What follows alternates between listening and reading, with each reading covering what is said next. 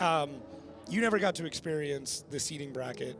Coming from the qualifying days, are you pro qualifying? Where were you at with it?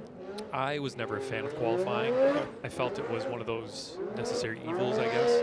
Well, evil's a strong word. It was just one of those things that it tended to drag on, and maybe, I don't know, it felt during qualifying almost like, what are we doing here? What's the point of this? Especially after early on in COVID, when we eliminated qualifying because of the need to have 2 weekends, like 2 rounds in a weekend, essentially. So trying to make it quicker with selecting numbers and names out of a hat, basically, to get people in the seating bracket. And that seemed to work out really well at the time. And it was sort of like, oh, why don't we do this more often, if not all the time? And I was happy about it. Getting away from qualifying is, I think, a good thing. People want to focus more on the battles. Want to see drivers out there going head to head instead of watching single car runs.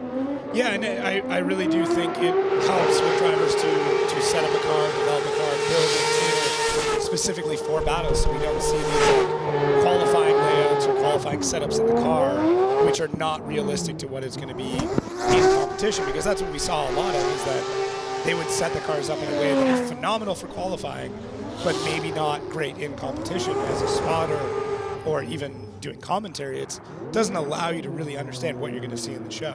Yeah, I know what you're saying, and that is absolutely right. I feel pretty strongly that that's the case. Having the dual setups where what you do in qualifying doesn't carry over to competition.